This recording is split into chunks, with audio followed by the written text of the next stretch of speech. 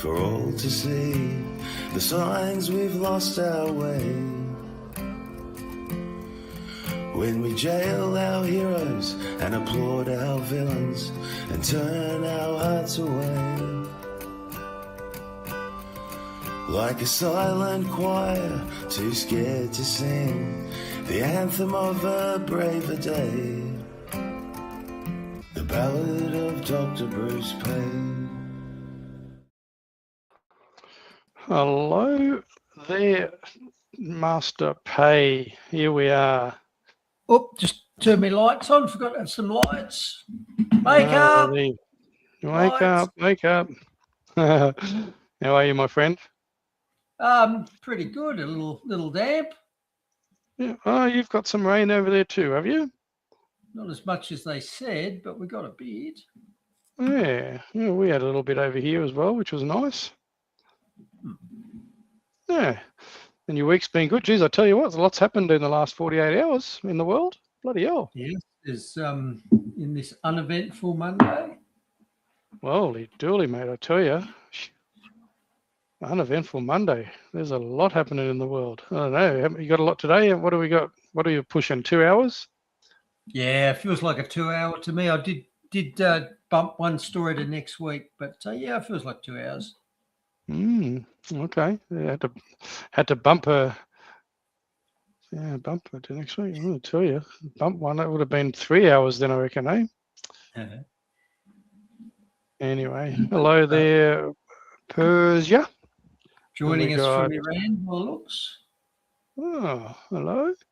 And yep, so Donovan there. Booty, g'day. Valerie on X, good to see. There we go. X is streaming again, Bruce. How about that? And Gail's there. G'day there, Gail. What's it like in Tassie? You're getting lots of rain too, eh? By the look of it, rain in Orford, east coast of Tassie. Good to see. There's a bit going around then, Bruce. Yeah. Nice. All right. Well, what do you reckon, mate? Shall we crack into it? Because I've got a little bit. I've got a couple of things as usual that I want to get through. So, seeing that we've got a decent one, we may as well get cracking, eh? Get into it. Let's get in. Let's do this, as they say. Let's do this now. Let me just. I've got to get my share screen. See, I'm a bit. See, this is what happens when you come in 1 minute before show time, isn't it? You don't get set up real well, do you? So, but anyway, yeah. Well, let's just see what I can do here. Let's just remove that. Now, before I'm going to set this up. Going to set this up a little bit, Bruce. This is a clip from. It's been doing its rounds for a while, and our good friend Elizabeth Hart is sharing this around quite a bit because she's headhunting Chris Perry. It's been brought up with you and I and Elizabeth on an interview we all did together, all three of us, about informed consent. And just to lead into the next clip after this one, I just want to show this one just to lay a bit of context. So let's listen to. This is a clip from the Today Show where Carl Stefanovic and Ali Langdon were on it. So let me just bring this up and share this whole clip in its entirety, just to set it up a little bit. Oh, they're crazy not to get vaccinated. Life will be miserable without being vaccinated. You won't be able to get any. You won't be able to hide. You won't be able to get a doctor to sign off that you got an exclusion because there's quite set rules on that, and doctors will be audited to see every one of their exclusions will be looked at very carefully. They'll get fined. They can get struck off. The patients who tell lies can be charged with fraud. There's a whole pile of issues, whole pile of problems if you try and get around them. It's going to be very hard to maintain your employment if you're not vaccinated. You won't be able to go for any entertainment.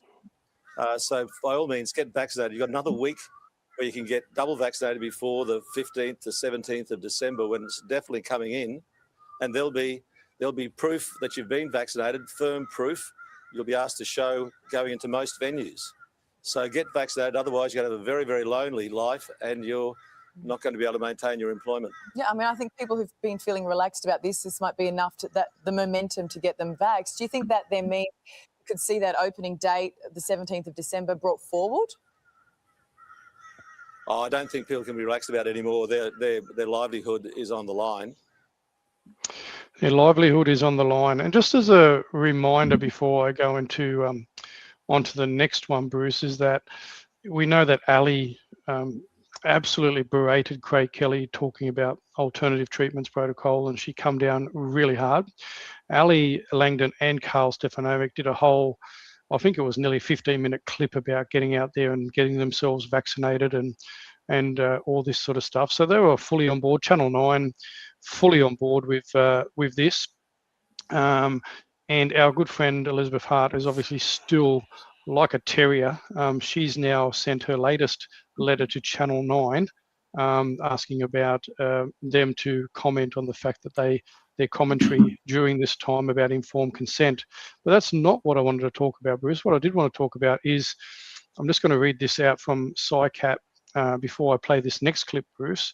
This is from PsyCat on X.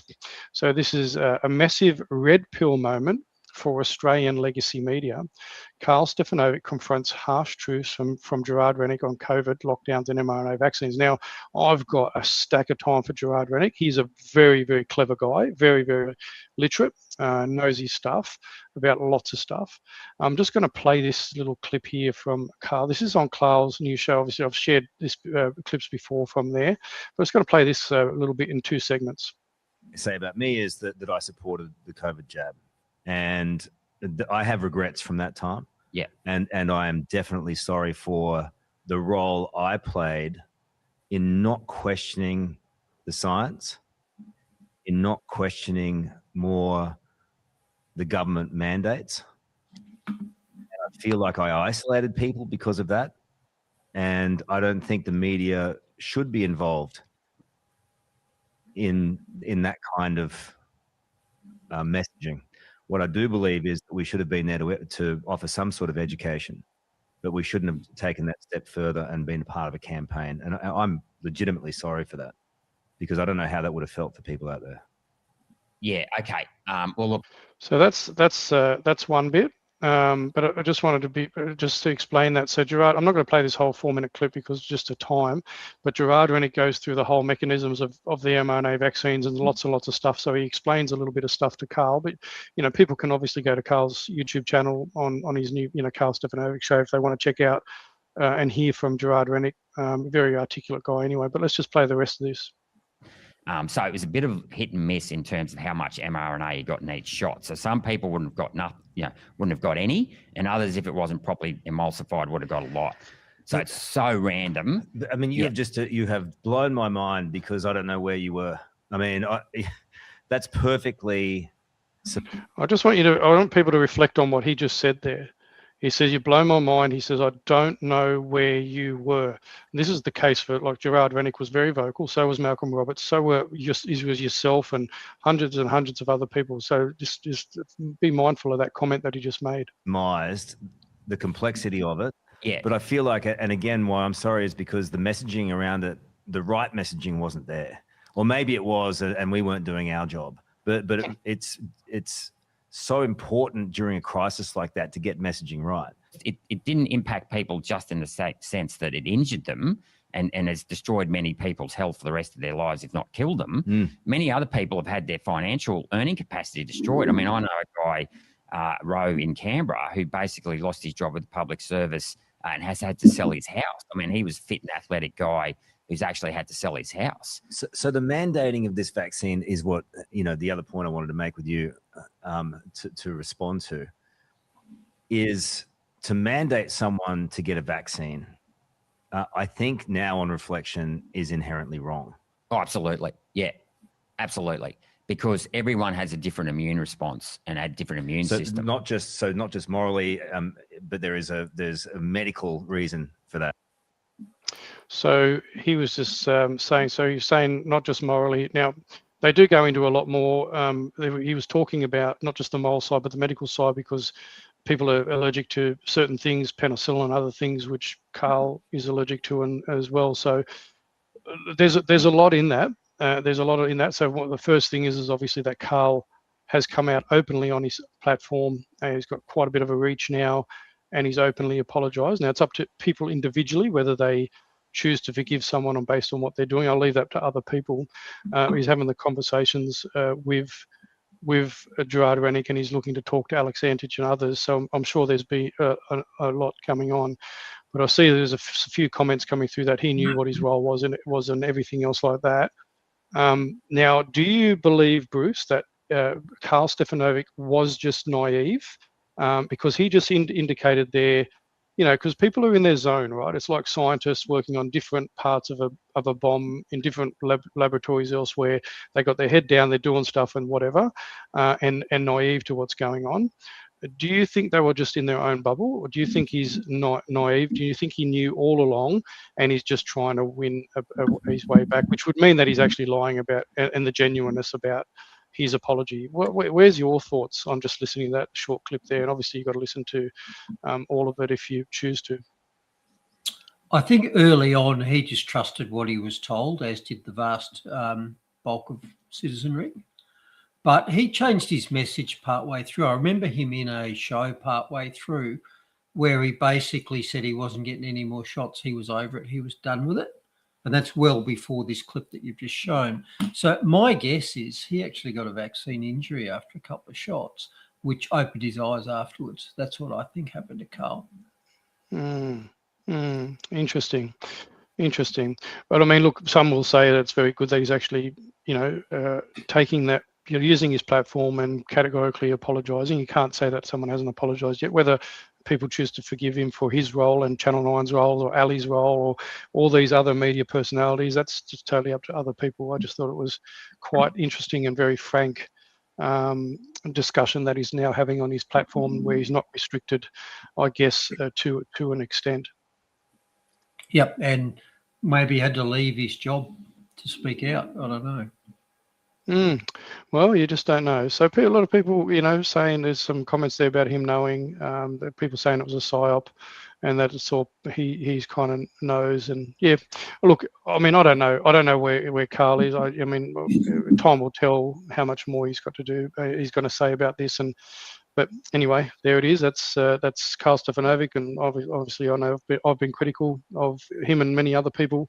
Other people have been as well. I know that Hoodie has called him out quite vehemently on his show as well. So there it is. So Bruce, just before we get on to your stuff now, there was one other thing I wanted to share that come across.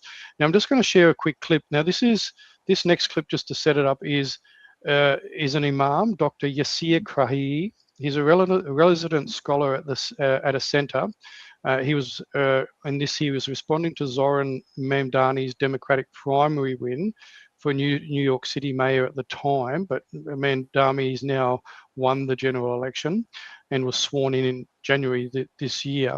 Now I'm just going to play this, and I'm going to ask a simple question: Is it about your thoughts about what assimilation or conquest? Have a listen to this. I'm just going to play this now. The election of somebody like Mamdani, it is a game changer. We need somebody like Mamdani to be the mayor of New York. And that is a victory for the ummah. I'm jumping the gun here, but this is one of the narrow-minded is the need to break here. And if you don't understand this, then honestly, you need to rethink through your understanding of civilizational strength. Everybody has a role to play. Muftis have a role to play, and politicians have the role to play.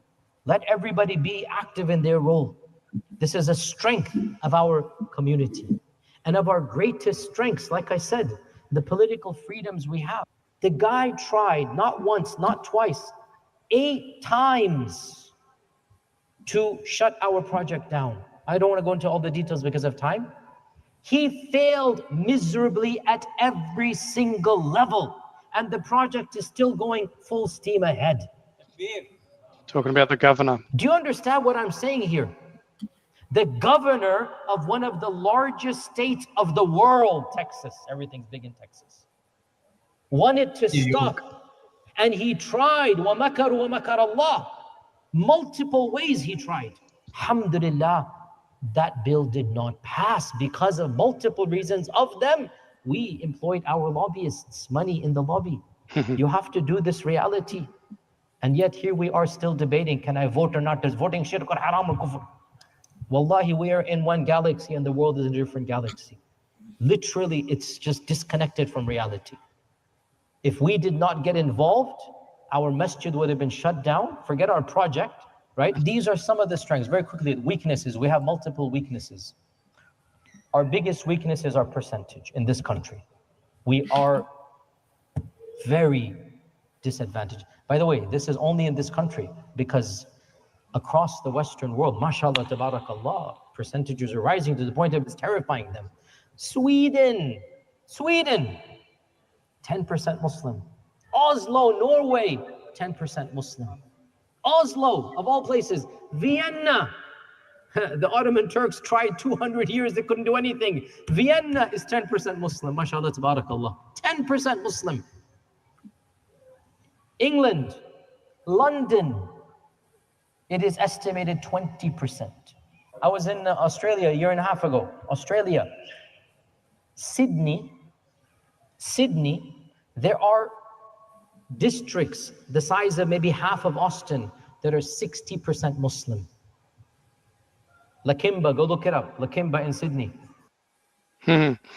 Lakemba in Sydney. So, Bruce, do you think it's a peaceful? Is it a peaceful religion, or do you think it is a ideology, a political system built on conquest, or do you think they're actually looking to assimilate with the values and cultures of other nations? You can't make it any more clearer than that clip there from that imam, and this is the thinking of these fundamentalists all across the world. They're not fundamental, Mark. They're devout, remember? Devout, yep. Devout Muslims. Funnily enough, I won't give you a Gesamtstrike, but I'm going to talk about the sorts of changes you might see in a Western society at 2%, 5%, 10%, 20%, 40%, 60%, 80% Muslim, because I came across that in my travels. And yep, as you know, I've read the Quran multiple times, and I've formed the view that Islam is not a religion. It's a political ideology masquerading as a religion, and it's a totalitarian religion. They want everybody to be part of it, violently if necessary, and they want to control every aspect of your life. What you eat, what you say, what you wear, which hand you wipe your bum with, it's all in there, and there is to be no questioning it. In fact, the book says that. It's the perfect word of Allah and cannot be questioned. Yes, indeed. So very, very sobering message there. For anybody that says, "Oh no, they just want to come over here and find a nice place to live," and there's a good portion of them that actually want Sharia law. They want you to be subjugated under them, and there's no free will or choice, as I guess either atheists or Christians believe.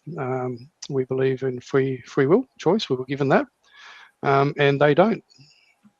You do get a choice, Mark. You can either submit, pay the dhimmi tax, or have your head chopped off. So it's not compulsory at all. That's right. You have plenty of choices. Just like you have a choice. Just like taking a novel vaccine too, Bruce. Hey, just that sort of choice. But anyway, anyway, so a fair bit more going on. So I hear, and I mean, you might talk about it. Gesamtstrikes, obviously, 2 ayatollahs in 48 hours have been sent to 72 virgins, or is that a 72-year-old virgin? I'm not sure. So that's happening around the world. And so now they've got apparently a 99-year-old Grand Ayatollah Shirazi apparently in charge at the moment. So there's a lot happening around the world, and also people. The old saying, FAFO, F around and find out. So people in that stormed the embassy in Karachi soon found out that storming a US embassy is not a very wise thing to do either. So, but anyway, on to you, my friend. On to us then. So, episode 97. Where do you want to go today?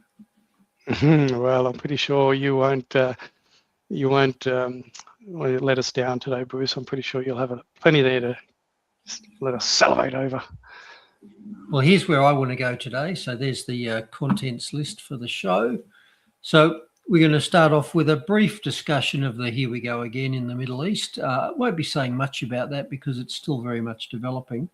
But I'm going to talk a little bit about potential economic issues that might come out of that. A bunch of updates. The moon mission is off again. Do you remember I said a few weeks ago, we're about to find out whether they really went to the moon because they're going to do it again. Yeah, they pushed that out to 2028 now because they had some sort of issue refueling the rocket, apparently. Okay. So we got issues refueling them. Oh, there you go. We've got a bit more on the measles scare campaign. And the last story I saw said that there'd been 22 cases in Australia. Oh dear. Same as last week, by the way. So there haven't been any new cases. Well, they locked the whole state down for one case of COVID, so, you know. Yes. Well, apparently Trump said it's going to be just 4 weeks to flatten Iran. So maybe that's the sort of messaging they're after. So what does he name that? The Operation War Speed? Epstein Hammer. Epstein.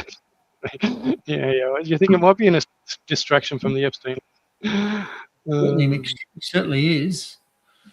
All right. What else are we going to do? A bit of the old diversity of strength bit that I just flagged. So if you're in Germany now, you may not be able to get your food at a Macca's during Ramadan. I think it's Ramadan at the moment, by the way, which is the Islamic fasting month. And apparently Germany's now agreed to stop advertising food at its McDonald's during daylight hours during Ramadan in case it upsets a certain segment of their population. Now, my only thought is, of course, I wasn't aware that McDonald's actually made food. I knew they had some sort of synthetic substitutes, but there you go. Yeah. Oh, interesting. And just on that point, because it's Ramadan, I mean, this is the whole thing is, you know, they've got, you know, Muslims killing other Muslims, you know. There was just a terrorist attack, another attack where a whole heap of people got killed by apparently a Pakistani too. I heard in the news, I only saw little bits and pieces about that. Another shooting, mass shooting. You might find there's a bit more of that in the weeks to come because Iran might not have intercontinental missiles, but it's certainly got intercontinental insurgents already seeded into probably every Western country in the world. Yep. All right. What are we going to move on to? The government overreach section. I'm going to play you a fantastic clip from an Australian podcaster who basically breaks down what the average person pays in tax. And shockingly, it's more than half of your income goes in tax to the government. Yep. So, and on top of that, the Labor Party's come out and said it's not enough. As you know, they want more. They need more. Half your income's not enough. They need more. Yes. More of other people's money. Overspending when government overspends. Righto. Miscellaneous. Trust the experts. I'm going to contrast what the experts said last week about the weather, because they said that the fire season in southern and eastern Australia was going to be prolonged well through autumn towards winter because of the severe rainfall deficit in the southeastern parts of the country. That didn't even last a week because we've had record rainfalls in the southeastern parts of the country following that. So I'm going to just highlight that. So another great Trust the Experts segment. We've got our zombie stories, and it's the old climate tipping point zombie story has arisen from the grave again because apparently the experts are saying the Earth may be just about to enter into a climate change tipping point. Again. And to finish out in Mythbusters, interesting story in Mythbusters. So a very large study, 1.8 million people, mainly in Britain, has analysed cancer risk and diet, and it's come to the conclusion that vegetarians and vegans get more bowel cancer than carnivores, which of course is completely the opposite to what they tell us all the time. Can't have meat because it causes cancer. Well, apparently this study says no, it's the other way around. And again, I've said many times, throughout most of their evolutionary history, I believe humans were largely carnivores. So if meat really did cause cancer, then all the people who were susceptible to that would have already exited the gene pool. What's changed in the last few millennia is increasing amounts of plant matter being eaten. So much more likely that if one form of eating is bad for you, it's not going to be the one that you've grown up with for millennia. It's going to be the one that's come along relatively recently. So I'm talking about vegetarian and vegan. And I've said many times, you go for a walk through the Australian bush and you tell me what you can eat. There's no berries, there's no fruits, there's no yams, there's no wheat. There's only one thing you can eat, and you've got to be pretty quick to catch it because it's going to be hopping away from you. Yeah, that's exactly right. And you might be almost time to bring out that image that you showed before, or the very fit Aboriginal man with a kangaroo over his shoulder. It might be almost time to bring that image out again, I reckon. Yep. I don't have it queued. No, that's all right. Now, just before you get into this next section, there's a couple of things. And now, obviously, I'm streaming to YouTube again now, or have been for a little while, and just thought I've got someone commenting finally on YouTube. So good day, David. Thanks for commenting. But obviously hasn't watched previous shows where you've just talked about the Quran and your service over in other countries and that. But I just want to cover a couple of things that David's bringing up here. So we're saying that the ignorant of the fact they don't come here without an invite, talking about Muslims, and just like pseudo-Christians or religious nutters like Zionist Christians, Mormon Luciferians, and Ashkenazi Eastern Europeans, occupying Canaan, the land of the 12 tribes of Jacob, Israel. They are misinterpreting the Quran, and that's why I wanted to bring this up, because you have talked about the Quran for quite a while, Bruce. We in the West created these crazy people. Swap shoes and see how you'd react. And he's not saying, so David's saying, I'm not saying we should keep the crazies here, but we can't blanket generalize. Check Shahid Bolson and you'll agree with everything he says. Now, we've brought this up before, and we know that there's 1.2, 1.4 billion Muslims around the world, and we're saying that they're all going to put on, bomb vests or, target everything. But you raised this point before, and you've spoken into this point in regards to what Muslims follow, which is the Quran, and you kind of explained this in the past. So I don't know whether you did want to do another quick recap of that for David or not. Yeah. If you follow the letter of the Quran, and by the way, you are required to as a Muslim, the book itself says quite clearly it's the perfect word of God and cannot be questioned. So there's no ifs or buts. You do what that book says. And that book not only has prescriptions for what you eat and how you bathe, etc., it also has prescriptions that say that you may not befriend infidels. And in fact, one of the ways to heaven is to kill them. That's in the book. Nobody's disputing that. And in fact, I'm going to talk a bit later about the old Islam is a religion of peace myth, because that's reflexively trotted out by a lot of Westerners who've never read the book and are just repeating what they said. Like Karl Stefanovic, for example. They're just doing what they're told. And the Islamic world divides the entire planet into two houses, the house of peace and the house of war. So the house of peace is defined as the part of the planet where Islam rules. Islam actually means submission, not peace. And everything else is defined as the house of war. So you might quibble about whether Jerusalem and Israel is holy for the Jewish people. Well, in the Quran, the entire planet is holy for Islamic faith.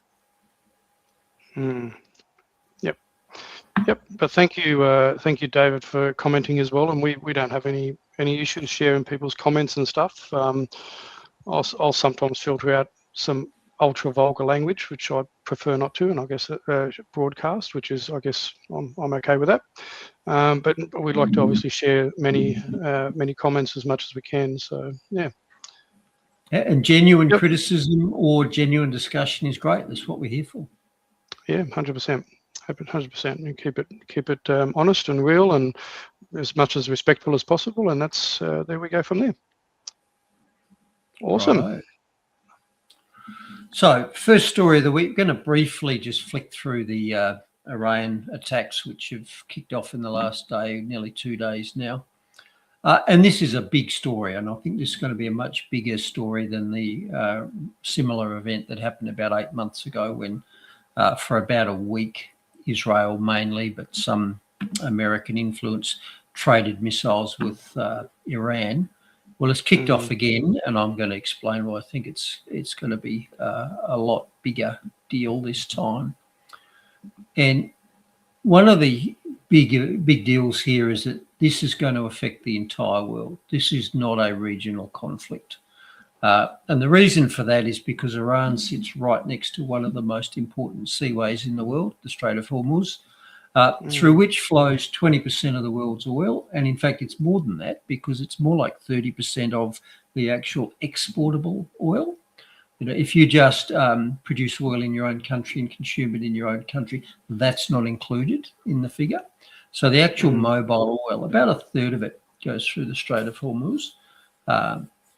And the Iranians very much have the ability to close that down.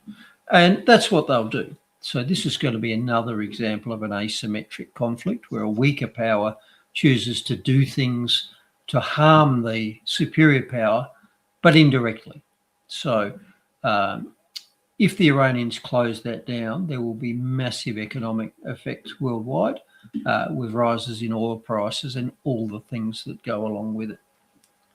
And just a reminder, even for South Australians here and all around, I guess, the country, we had ports stand back, we had oil production facilities, and we had all that infrastructure. And over time, they've let us down for whatever reasons. All these international contracts and this whole trade deals and all this sort of stuff. And Australia can be very, very self-reliant on lots of stuff, but the legacy parties chose to go another path for our country. Our wise rulers, you mean? Yes, trust. They trusted the experts, Bruce, don't you know? My understanding is that Australia would be lucky to have 4 weeks of petroleum supplies in country. Yep. So we're at risk almost immediately. I believe we do have a small strategic reserve, but it's kept in America. So good luck getting that here when you want it. And I also caution people, in the last couple of days, we've seen a lot of very impressive vision of military might. We've seen ballistic missiles coming out of Aegis destroyers and heading off to Iran. We've seen reports that, multiple Iranian leaders have been basically assassinated in their beds. We've seen missiles coming back into Israel in return, but we've also seen the anti-missile missiles firing up and allegedly knocking them down. Well, pro tip, most of them are getting through, but you won't get shown that. But the point I'm making here is that we shouldn't get seduced by the military shock and awe that we've been shown by the US, because it's only a couple of days in. And I would remind you of the asymmetric rules of asymmetric warfare. So I've said many times that in an asymmetric conflict where a weaker party and a stronger party are in war, they don't fight the same way and they don't win the same way. And one of the great sayings about asymmetric war is that the weaker side wins by not losing and the stronger side loses by not winning.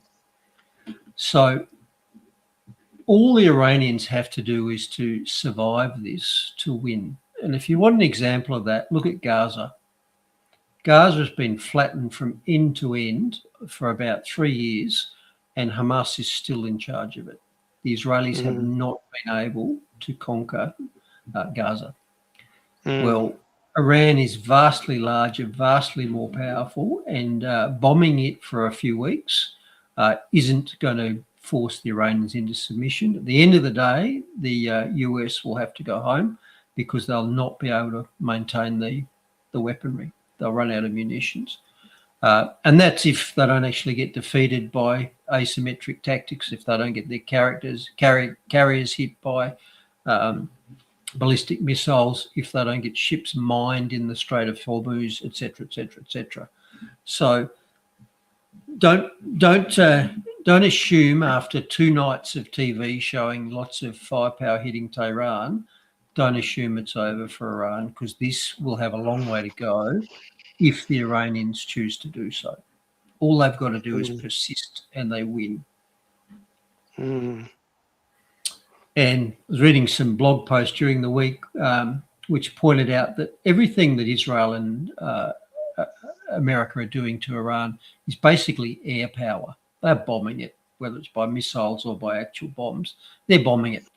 And no war has been won by bombing since probably Japan and the nuclear bombing. And that's probably the only one in this century where a side has capitulated due to bombing. And unless you're prepared to entertain a nuclear strike on Tehran, it's unlikely that any amount of bombing will force Iran to surrender here, which means if they really want to win it, they've got to put soldiers on the ground.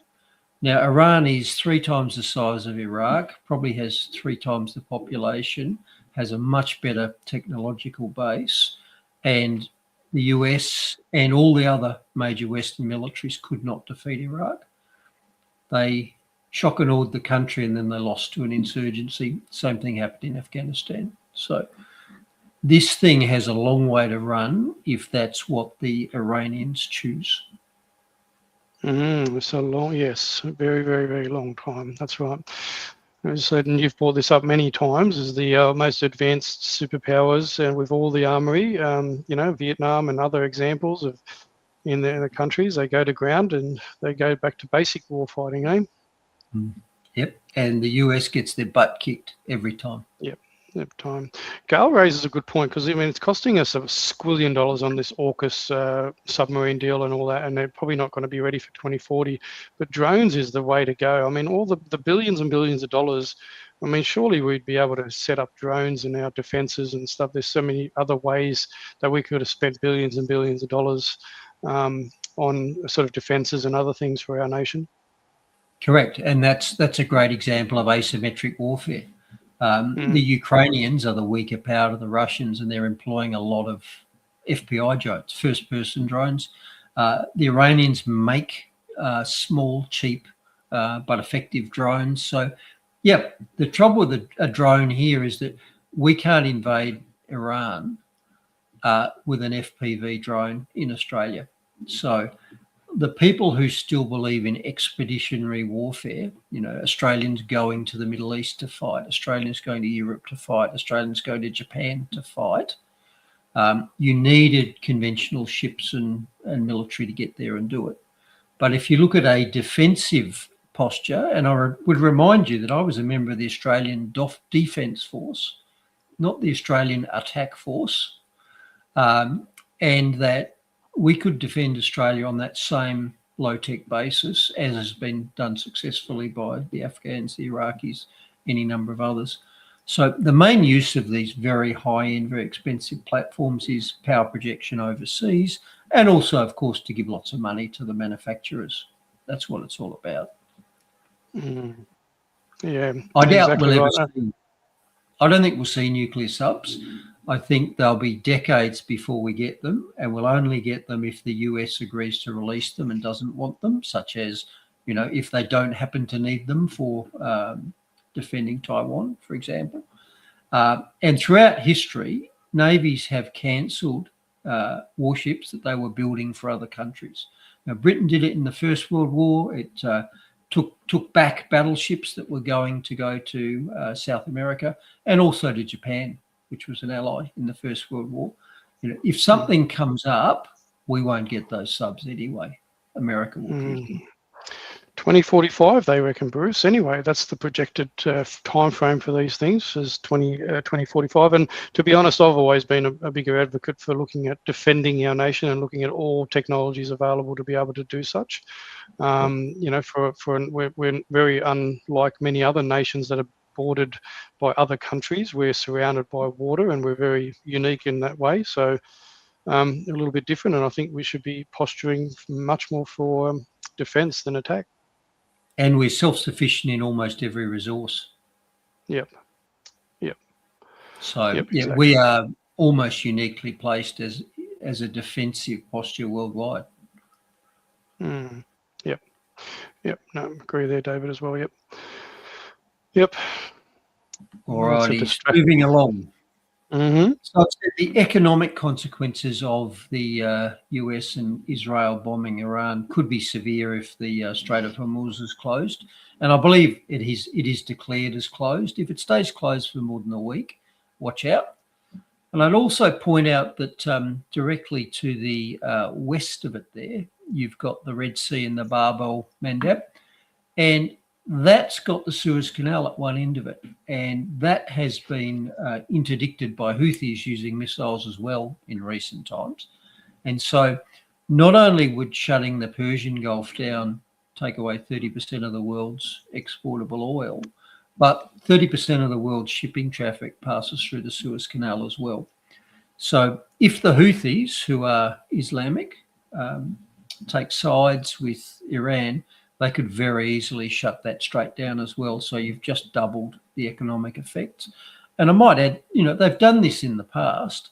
And Maersk, one of the world's great shipping lines, has just announced that they're not going to sail through the strait anyway. Okay, and they've done that. So what that means is that Maersk ships are going to have to sail all the way around Africa to get from Asia to Europe or to America. And that's going to add about 3,000 nautical miles to every trip. So that alone is going to have a massive effect on world economies. And that's already happened as well. Yeah, absolutely. Yeah, it's only going to get worse. There's people that are traveling for kilometers and kilometers and massive fuel bill. Brace yourself. Yep. And this is why I do not take these events lightly at all. I think the US and Israel have miscalculated once again, and they're going to have a very hard time swallowing this, what they've bitten off here. And it's going to affect us in the ways I've just talked about. Yep. Well, brace yourself. Brace for impact. All right. On to the actual show. So here's an update on our Did They Really Go to the Moon story, which we highlighted, I don't know, a month or two ago, where we discussed there are a lot of unanswered questions from the skeptics who are saying they don't believe that the moon missions in the 60s ever happened. They think there were technical and physics challenges which were insurmountable. And I might say when I raised that story, a week later, the Artemis moon mission was announced, which had fallen under my radar. And basically, this was the announcement that NASA was about to send a crew of humans around the moon again, not to land on it this time, but to go around it. And so I said, well, there you go. I don't know if they really pulled it off in the 70s, but we're about to find out whether they can really do it. And as little ago as a week, they had the Artemis launcher on the pad, fueled up, ready to go. So that was last week of February. But then there was a glitch, you see. There was a glitch because they had a fuel leak in the rocket, the Artemis 2 rocket. So they had to return it back into the hangar for repairs. And initially that was thought to be perhaps a week or two of repairs, then they'd roll it out again. But apparently 2 weeks to flatten the fuel leak has turned into maybe 3 years, because NASA's current position is that they're going to delay this mission to 2028. And the story on the right says that they may in fact delete the humans going along bit altogether. So they don't want to get embarrassed by actually not being able to go through. What's that that belt that you got to go through? That you got to go Van through. Allen radiation belt. Van Allen's belt, and then for those so inclined to think maybe they just won't be able to get through the dome. So I just wonder whether this will all just be quietly forgotten, and we'll never get that confirmation from the modern mission. Yeah, well, maybe they've got to dig a little bit harder for all those trajectory calculations that they lost from the last time, Bruce. They lost, one of the most significant events in human history, going to the moon, and they lost all the trajectory, the telemetry and all the trajectory and all that. Well, that's what they said. Why don't you just build the Saturn rocket again? Well, we forgot how to do it. Yeah, that was their excuse. That was how to do it. Exactly right. Yep. Righto. Bit of an update on the health situation. So last week we discussed the latest Get Your Measles Shot campaign, where we had an expert doctor telling us that the vaccines would provide 99% protection. Now, I said at the time, I reckon that figure might be a little bit high, but let's just go with it for the point of discussion. Okay, well, there's been a little bit of a glitch in that story, because it turns out that a whole string of fully vaxxed, and I believe that's two measles shots, travellers have returned to Australia recently with the measles. They brought it back from overseas. So, the number I think was like 10 or 20, so it was a significant number. And so it would appear that the 1% are all flooding back into Australia with their measles because they didn't get the 99% protection that everyone did. Now, note here that the story says, and I'll read the bottom bit, so they urge the public to ensure their measles immunisations are up to date and to seek immediate medical attention if they experienced any symptoms. And one of the reasons they say you should do that is to protect the vulnerable. Remember that? Protect grandma or people who can't have the shot. Well, again, if your vaccines work, why do you care whether I'm vaccinated? But that sort of falls away when we work out that not only do certainly, in this case, quite a few Australians return to Australia with the measles despite being vaccinated. But here's a fun fact. It might actually be the opposite. Getting vaccinated might only not protect grandma. It might actually put grandma at risk, because it turns out that the measles vaccine contains what's called a live measles virus. And we've spoken about this in the past. So they get the real thing and they weaken it. Because going back right, back in the day, at the start of the science of vaccination, they would actually give you a dose of smallpox, hopefully at a time and place of your choosing. They'd give you the real illness with the promise that would protect you against getting it later when maybe it wasn't such a good time. So the problem with that is a lot of people got smallpox. In fact, they all did if the vaccines worked. And some of them died from it, which they weren't very happy about. And of course, because they had smallpox, they could spread it to other people who weren't part of the program, and they weren't very happy about it either. So they changed from giving you a live vaccine to giving what was called a live attenuated vaccine, a live weakened vaccine. And that's what the MMR shot is here. You get the measles virus, but you get a weak, non-pathogenic variety of it. Well, the problem with that is that depends on how good your immune system. So some people with a bad immune system, the vulnerable that you're trying to protect, they might still get sick from the weak virus because their own immune system's no good. So you might get protection and you might pass the disease on to grandma. And of course, sometimes the weak virus wasn't weak and it reverts to the wild strain. And polio was another example. There are many, many cases of polio around the world that were caused by escape of the polio virus in the vaccine into the wider community. So fun fact, not only may your vaccination not protect grandma, it might actually put grandma at risk. And here's a scientific study demonstrating exactly that. So not only might it fail to protect, it can cause the disease. And if I read the bit in the highlight there, after vaccination with live attenuated viruses, the virus replicates on a limited scale. Replication may lead to mild symptoms 5 to 14 days after MMR vaccination, including fever, conjunctivitis, and rash. Symptoms are comparable to wild-type measles infection. Let me translate that for you. The vaccine can give you the measles. That's what that says. So much for protecting others.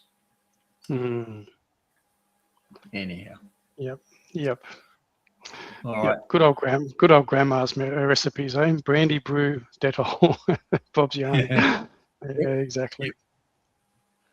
All right, what do we got here? So, update on the report last week that Trump had countered the news that glyphosate definitely causes cancer and that massive $7.5 billion payout had been agreed on. Well, he then swept in with an executive order that said basically glyphosate, Roundup, is critical to national defence, so the manufacturers are going to be protected. So it's the old vaccines all over again. The manufacturers know their product is so dangerous they'll get sued out of existence, so they run to government just to prevent you suing them.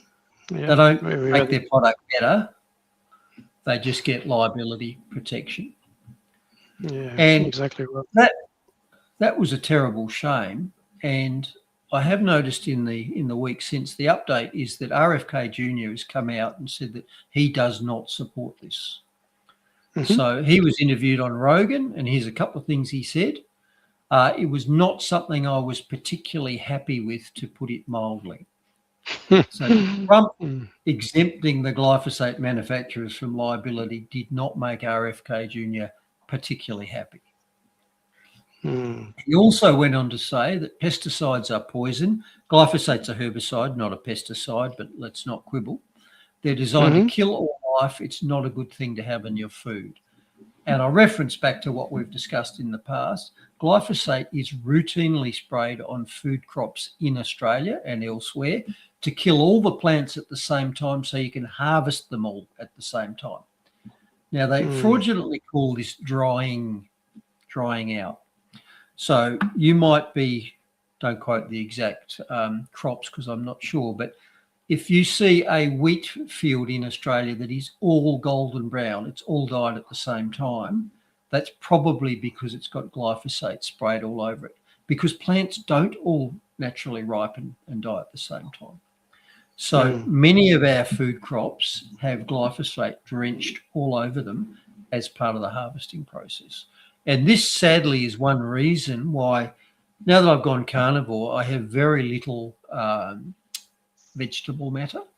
I certainly don't eat grains, but I also tend to avoid the berries that are probably okay, so strawberries, blueberries, etc., because I think it's very likely that they've got glyphosate contamination on them as well. Yeah. Yep. You know, and this is the thing, and we talked about this before. It's a rock and a hard place stuff, right? Like, Bobby Kennedy was obviously needed a platform to be able to enact a lot of the stuff that he was been trying to do for decades, and he ended up aligning himself with Trump. Obviously obvious that there was a lot of momentum there. I mean, and then I think there was a lot of things he still doesn't agree with Trump on, but he used it as a vehicle, and there has been some good that he's done in that role, but clearly that he's still very much at odds with Trump on a lot of issues there. And I still look, at the moment, I've still got a lot of time for Bobby Kennedy. I genuinely think he's a good man trying to do good stuff in an administration that probably isn't as the rescuing type as everybody thought it was going to be. So, but I think, you know, for him, he's just doing the best in a bad situation. I agree. The Trump administration had great promise, but as time goes on, it appears to be increasingly captured by the deep state. This is one example. He failed to defund the Ukraine war. He's twice gone to war on Israel's behalf in the Middle East. And these are all things that his base doesn't want. He's been dragged kicking and screaming to release the Epstein files. They've only released some of them. They're heavily redacted, but he's all over them. So, yeah, Trump is a huge disappointment. I think he is captured. And the only person I still see of any integrity in his administration is RFK Jr. And I do hope he gets as much as he can done in that hostile environment. Yep. No, exactly right. And again, it's about being able to play inside the devil's camp to try and make a difference. I guess that's what he's trying to do. And we say a lot about this in politics. You look at Alex Antic and others, and that have been trying to fight the good fight. They know the party that they represent these days is nowhere near what it was, and he probably thinks, well, I'm best suited to try and do something within it rather than outside of it where I don't get a voice. So, yeah, Yep. it's tough. Yep, I agree with you 100%. Righto. Not easy being green. That's going to surprise you, I think. What have we got this week? Not so much. No battery fires, but this week our old friends at The Guardian ruled out this climate boiling horror story. They put a volunteer journalist in what they called an extreme heat lab, where it was 43 degrees. And then he documented the horrors that he went through with sweating and elevated heart rate and, feeling tired and puffed out and all of that. So I've only got a couple of comments to make. He was British, by the way, so I guess 43 is a bit much for him, but just a couple of observations. If I may. Mm-hmm. One is that humans are capable of working in ambient temperatures above 40 degrees. And I know that because I'm 61, almost 62. And I do this repeatedly, including in the last few weeks. So there's us mopping up at a fire northwest of where I live. And I remember it was over 40 degrees when we do that. And firefighting is hard work. So as long as you moderate your workload, you don't try and run a marathon at 43 degrees. And as long as you keep your fluids up, and the fire authorities have learnt that very well, our truck has a fridge on it, so we can get cold water out of it. And as long as you keep guzzling the water and moderate your work rate, it is certainly possible for humans to not only survive, but to do useful work in a over 40 degree environment. Mm-hmm. Mm-hmm. So that was my first point. Here's my second point.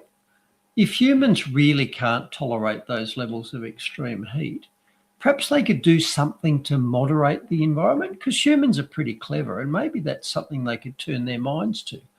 I don't know, maybe there's some sort of electrical appliance you could use to cool the air down. I don't know. Is that something worth considering? Mm-hmm. Awesome. You're being very careful there because you're avoiding a gazump strike. Oh, yeah. Yeah. Because, in fact, no, we can't. That is not an option, because our wise rulers are busy destroying our previously safe and effective electricity system and replacing it with one that doesn't work well when it's hot, and forcing us to have smart meters so they can turn our air conditioners off by reaching down the line to our house just when we want them. Yeah. So, and I did share that. That was one of my viral. I mean, this was on Facebook before they nuked me. It was one of my viral posts where I put a post up about the mandatory moving over to smart meters or all new builds and homes. And if one dies, an old one dies, you automatically have to go to a smart meter. And that went a bit viral. I had a lot of comments on that, and it was very interesting to see people's response to that. And David's a new commenter. I don't know if he's been here before, but David says he seems new on YouTube. Yeah. David says he used to be a qualified fiberglasser and make blades for wind turbines. We've discussed this before. Yeah.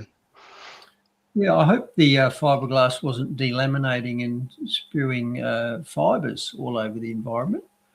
And I hope the blades weren't burning when the wind turbine catch fire. And I can still see out my window a two-bladed wind turbine because it's burnt out.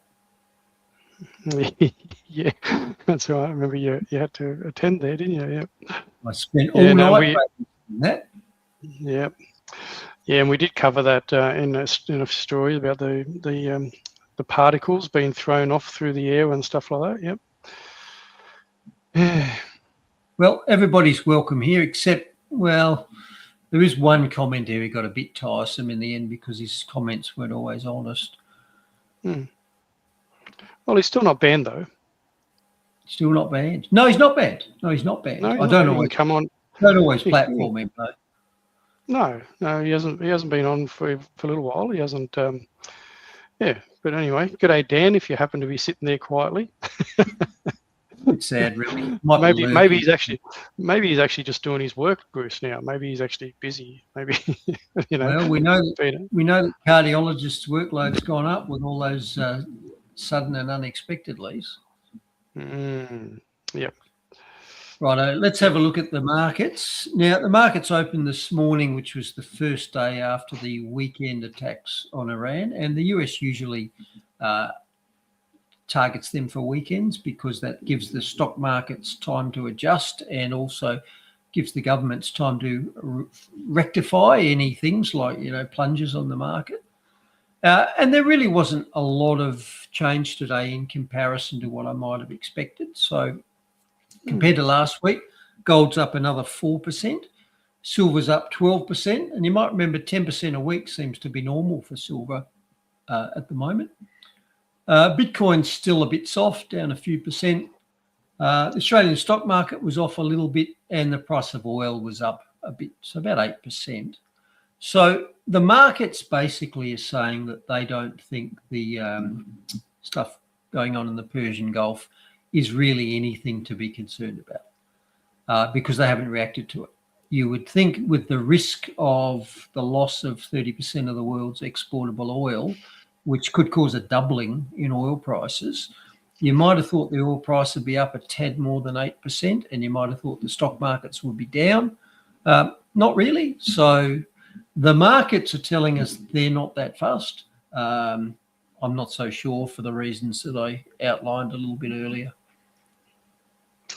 Yes, nice that you snuck in the little oil. We'll watch that over the next few weeks and see what happens there with the oil.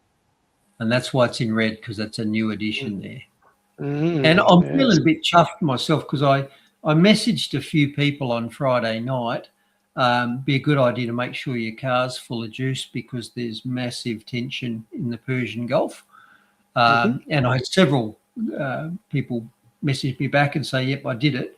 And one of them, hello, Henley, said, I went straight out and did it. When do you think it's going to start? And I said, within a few days. Less than an hour after I sent that, the first news came out that the US had started. So I was a bit pleased at my prediction there. It was pretty sharp.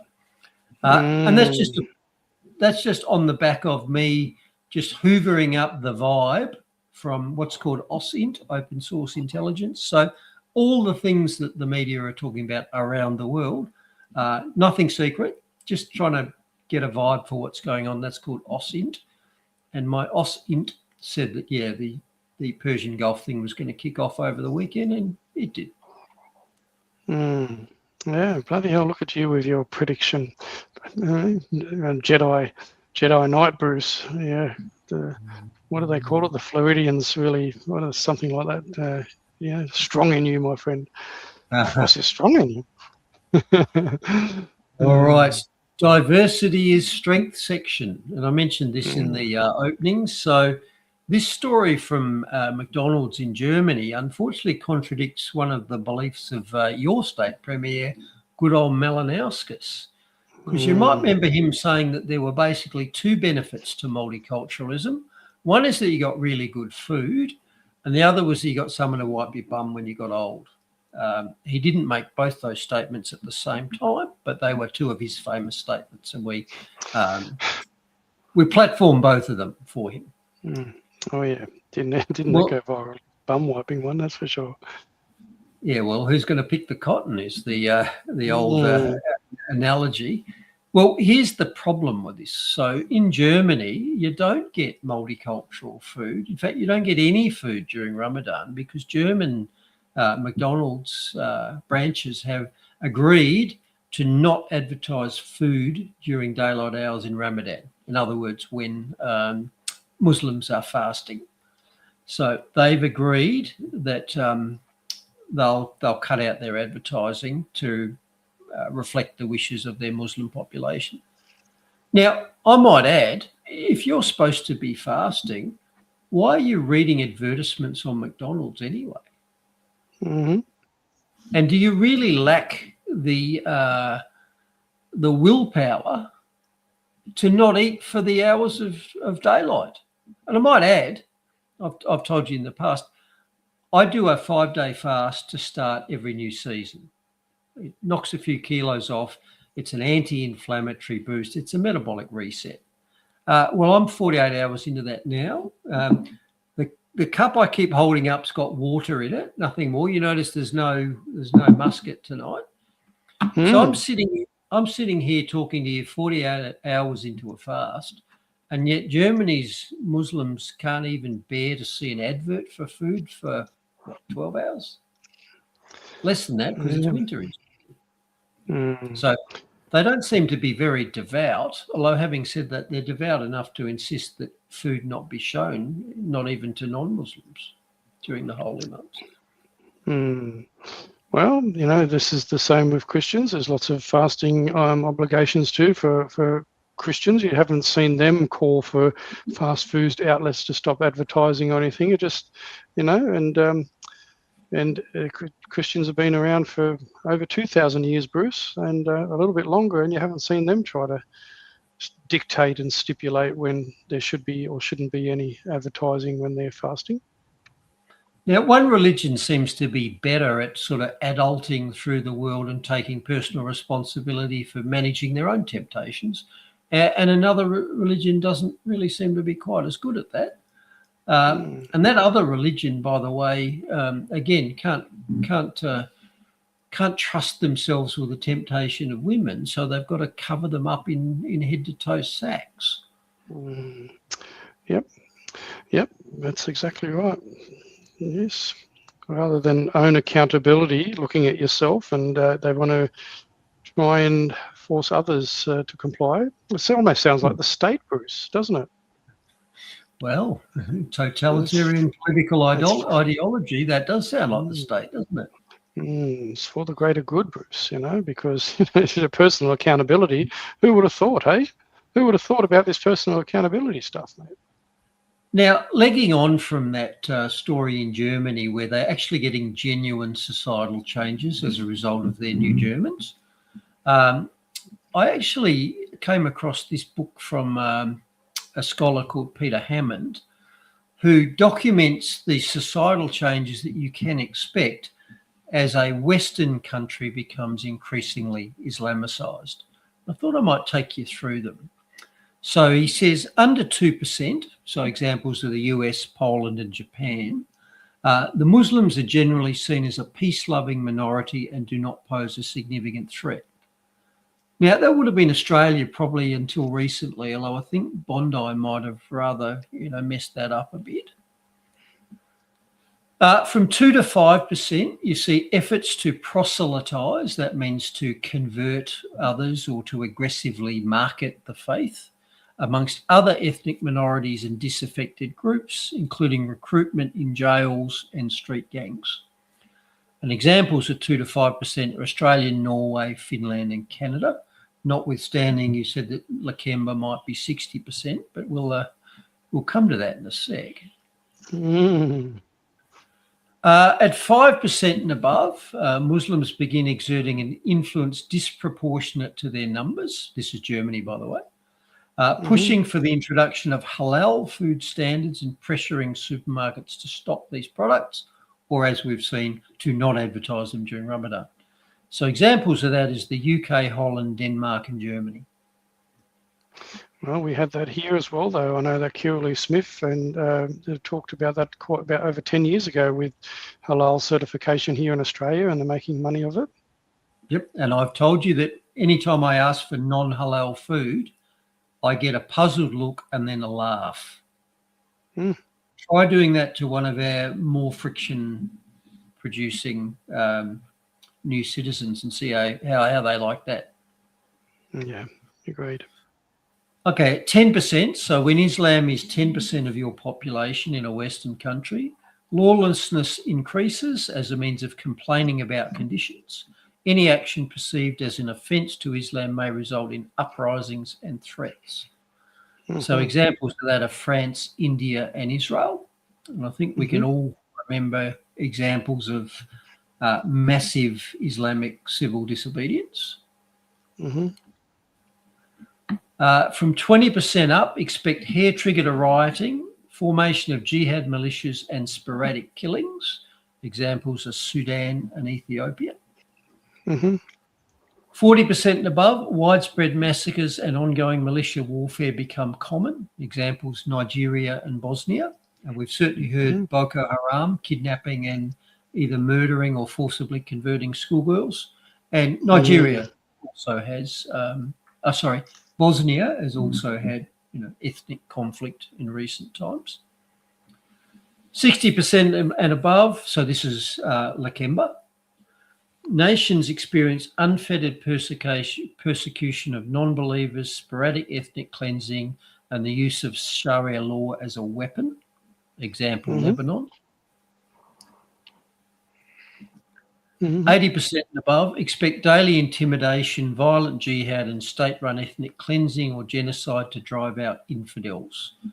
Examples, Syria and Egypt. And we've discussed in the past, Egypt used to have a massive Coptic Christian population. There's hardly any. Iraq used to have a massive Christian population, hardly any now. Yeah. And I met a few people that have moved, they were originally from Egypt and come to Australia, and it was for one of those reasons that they were Christians, and they left Egypt because of the fear of life for their family and all that. And at the theoretical 100%, and some nations are theoretically at 100%, there are Islamic republics. Iran would be an example, Afghanistan and others. At this level... Indonesia? No, I don't think Indonesia. I don't know what the percentage is there. I would guess 70 to 80%. You might want to Google that while I'm going on. At 100%, this ushers in what's called Dar es Salaam, which is one of those two houses or domains of the world I talked about. So it is the house of peace, where everybody is Muslim and Quran is the only word and the only law. So examples of that are Saudi Arabia, Pakistan, Iran, and Afghanistan. So do you notice there I've highlighted the house of peace? And I mentioned this a bit in the intro. So the Islamic world splits the globe into two houses or two domains. You've got Dar al-Harb, the house of war, and Dar al-Islam, the house of peace. And the house of peace is defined as where Islam rules. So Islam, the word Islam actually means submission, not peace. But the practical aspect is if you want peace, then you have to submit to Islam. That's their definition of Islam is a peaceful religion. You know that phrase that gets thrown at us by people who've got no idea what they're talking about? It's a peaceful religion. Yeah, by peace, they mean you accept Islam or you die. And for every part of the world that does not accept Islam, it's not ruled totally by Islam, that's divided. That's called the house of war. So war can exist anywhere in the non-100% Islamic world, and that's justified in the Quran. And in fact, for all the people who again say that Islam doesn't allow the killing of innocents and civilians and so forth, yeah, except if you live in the house of war, you are by definition a combatant. You're an enemy combatant if you are not a Muslim.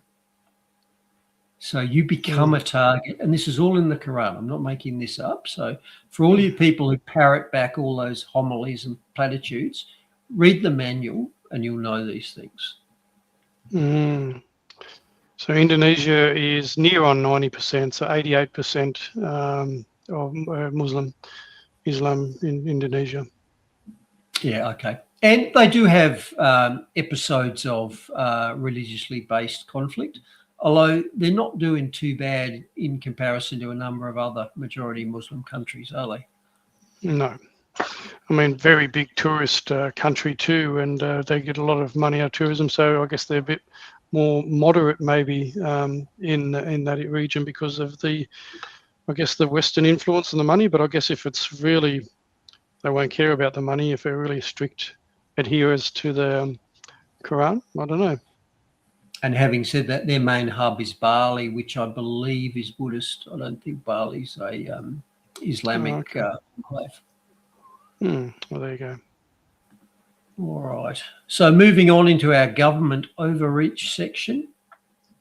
And what I've got here is a fantastic clip from a guy called Adam Stokes talking about the extent of taxation in Australia. And we've talked about this in the past. You know, the government is very large and it feeds itself from stealing our money. They call it taxation. Well, Adam Stokes in this podcast explains just how big a impost that is. So... Yeah, it was a good little podcast. I'm not sure because I don't know if I flicked. Did you send me this? Yeah, I did. you Yeah, I send flicked it through. Yeah, I watched it and I thought, oh, Bruce would be interested in this for sure. I had to do a hat tip and I just couldn't quite remember who it was a hat tip for. So thank you very much. So I'm not going to play all of it, but here's part of it. Meet Jessica. She's 35, lives in Sydney, and earns about $90,000 a year. Is that play? She works full-time, takes one a year, enjoys the occasional drink, does not smoke, and does everything she was told would lead to a stable, comfortable life. Jessica is the average Australian, and like most Australians, she has absolutely no idea how much of her life is quietly handed over to the taxman. Before Jessica even receives her first dollar, the government already gets paid. Her employer must pay payroll tax, as an example in New South Wales, of about 5.45% on top of her salary. That's roughly $5,000 a year sent straight to the state government for taking away Jessica from the welfare state and instead giving her a job. Jessica never sees this money on her payslip, but it comes directly from the value of her labour. Her work is taxed before her pay even reaches her, and that, of course, is after its tax. When Jessica's salary finally lands in her bank account, the federal government has already taken its share. On a $90,000 income, more than $21,000 disappears immediately in income tax and the Medicare levy. That's nearly a quarter of her earnings gone before she's paid a single bill. This leaves Jessica with around $68,000 to survive a year in one of the most expensive countries on earth. Jessica drives to work, so the taxes continue. Every litre of petrol she buys includes about 50 cents in fuel excise. Then GST is added on top of the entire price, including the excise. That's right, she pays tax on tax. Around 1/3 of the cost at the pump goes directly to the government, and that's before we even consider all the taxes paid by the producers, retailers, administrators, and transporters before the fuel even got to the bowser. If Jessica were to spend $3,000 a year on fuel, roughly $1,000 of that is tax. Just getting to her job means paying the government yet again. But of course, we cannot forget the ever-increasing road tolls, bridge tolls, and parking expenses, all of which are just another tax, noting most of it ends up in the taxman's hand. If she dare drive to work for just 200 days a year, she's looking at more than $22,000 in tolls and parking.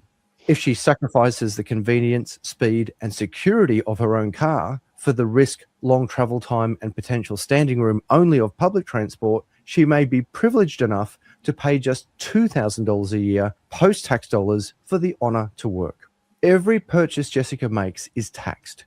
That morning coffee, lunch at work, new clothes, household items, her phone bill, her internet connection, haircut, Netflix, holidays, her meal out, and even her underwear. All of it is taxed. Almost everything in Australia carries a goods and services tax on top of items that have already been taxed in production with money that has already been taxed before it reached her. The 10% GST doesn't feel like that much at the checkout, but over a year, it quietly drains thousands of dollars from her income.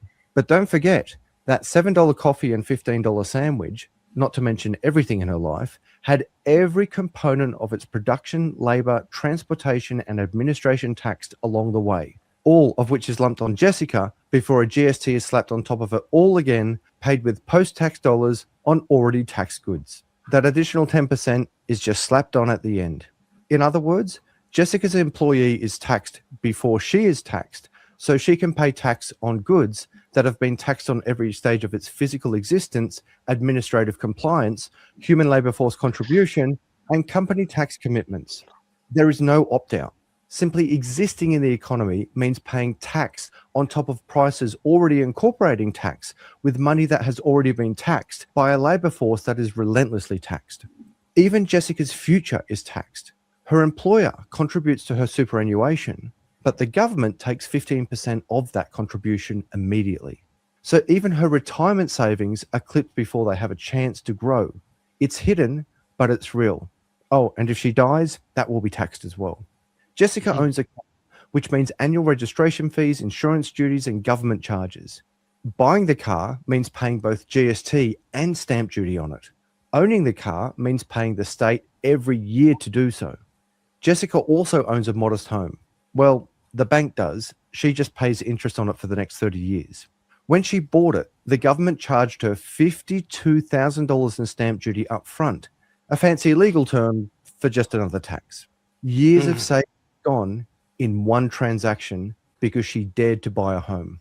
And now she pays council rates every year just to live in that apartment she was told, or at least thinks she owns. And every year that shoebox goes up in nominal value.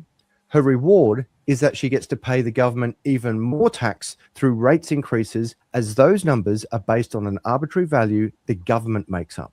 They'll tell you it's a free market, but so long as there is a central bank determining the interest rates, it is not free.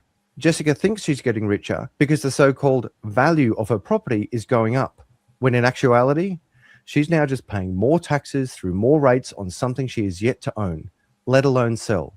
And of course, the more that property goes up, the more she pays in insurance as well. She considered renting, but it makes no difference as all those expenses would be passed to her anyway through rent increases. The truth is, whether you buy or rent, housing is taxed relentlessly.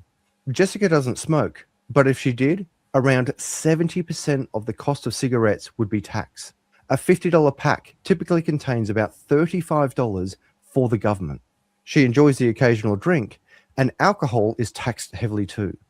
Roughly $15 to $20 of a $50 to $60 case of beer is excise tax. And of course, when you pay GST at the register, you're again paying tax upon a tax. At least $1 of a $10 drink at the pub goes straight to the government. But again, that's after all the labour, ingredients, production and service of that beer has been taxed along the way. Pleasure is taxed. Relaxation is taxed. Living is taxed. Jessica takes one holiday a year. And of course, even that is taxed. International flights include departure taxes baked into the ticket price. Accommodation, meals, transport, all attract GST. There is no escape. Almost every action in Jessica's life triggers another payment to the government. Now add it all together, income tax, Medicare, payroll tax, GST, fuel excise, stamp duty, council rates, alcohol taxes, registration fees, insurance duties, superannuation tax, tax on tax. When you tally it all honestly, the result is confronting. Well over half of the total value Jessica produces each year ends up with the government. In practical terms, Jessica works Monday, Tuesday, and Wednesday entirely for the state. Only on Thursday does she begin earning for herself. More than half of her working life is spent funding the government. In verifiable numbers, 3 out of 5 days you work goes entirely to someone else. You work 5 and get paid for 2. And yet, we are still not done. Because there's one final tax, the most brutal one of all. The one that never appears on a bill, the one you can't claim, and the one they don't even call a tax. The brutal and relentless tax that is hidden in plain sight and only increases year on year. Inflation. Inflation is an invisible tax on everything Jessica owns and earns. When money is created and spending explodes, prices rise and purchasing power falls. Accommodation jumps, groceries cost more every week, power bills soar, fuel prices spike, mortgage repayments rise by hundreds, even thousands of dollars a month. Jessica's salary doesn't rise anywhere near as fast enough to keep up. Although the value of her savings erodes and her pay buys less and less every year, no legislation is passed to allow this. No vote is held, but Jessica pays anyway. Inflation silently drains her wealth without permission. It is taxation without transparency. And to cover it, the centralized sponsored mainstream media tell Jessica that inflation is inflation of the prices so they can blame the vendor instead of telling the actual meaning of inflation. Inflation of the money supply. Not because Jessica bought something, not because she had a coffee, but because the government and the banks printed more money linked to nothing, thus deflating its purchasing power, hence forcing prices to rise. Jessica didn't inflate the money supply, nor did the coffee shop or even the supermarket. Those in control of the money printer did it. They got the money, you got the consequence. Yeah, powerful. That was good when I seen that come across. I think it was shared to me. I'm not sure if I need to shout out to Jacques. Actually, it might have been Jacques who Jack shared it to me. So yeah. Yeah. Yes. So yes, that was great. So thanks for that. And a few points about that. So that's from Adam Stokes' YouTube channel. If you want to have a look at some of his other work. You only get 2 days pay for every 5 days that you work, which probably explains beautifully why 2 people in a household have to work now to afford the bills, whereas it used to be only 1, because so much extra tax is going away. And that's why houses cost so much, $50,000 for stamp duty. So you're saving up a deposit, and then you've got to have an extra 50 grand. How long does it take to save up $50,000? It's years. Yeah, huge. And he mentioned inflation, and I've said before, inflation is a tax. So isn't that great? So hats to Adam Stokes, thank you, and thank you for sending that to me. So I've often said in the past, the most expensive thing you buy in your life is government. That explains why. Yep. That explains why. Yep, exactly right. Yep, huge. And our Premier here in South Australia has come out because he's obviously instigated kids starting kindy at 3 years of age here, and now he's talking about a 10-year plan to make before and after school care available to every public primary school students in state. And again, there wouldn't be a need if, I'm not saying that people. People should be able to choose whether both parents work, but if one parent chooses not to, they've created an economic environment where they can't. So ultimately, the parent has to go to work. Someone else looks after the kids and get them into kindy earlier, which means that the state gets to indoctrinate them earlier as well. Yep, it's all exactly right. And didn't Malley recently come out and say that as part of his election giveaways, he's going to make all public schooling free? Well, I thought it already was free. But this is going to apparently save, I think, $180 million for taxpayers. Well, I'm confused. Where's the $180 million coming from if it's not from taxpayers? Yeah, exactly right. So is it coming from somewhere else now, given the taxpayers not paying it at the school gate, but they're going to just it's a magic money tree, is it? No, they'll pay it, and they'll pay the government's cut and administration and corruption and all that goes with it. Yeah, exactly right. And it was nice of Henley to finally join us. We can start our recording now, Bruce. We can start live streaming now, Bruce. Apparently, only an hour and 28 in now that Henley's here. And got a slight mention earlier on, so you've missed that. Sorry. Yeah, so that's what happens when you arrive late. And talking about mentioning people, is someone that comments on our on the Rumble, on the Faith Culture Politics Rumble channel, E.K. Lippenmeyer often comments, and got to have a shout out to E.K. out there in the WA, but also wishing. I've seen a bit of a video that you uploaded to your Brighton that J.K.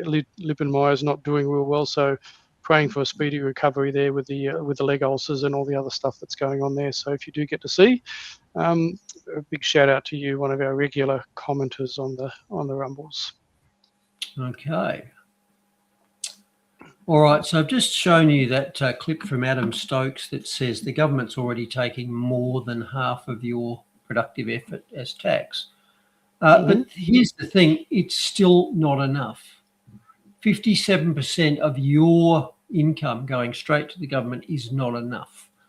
And I say that because they've overspent every year for the last 10 and there's no end in sight.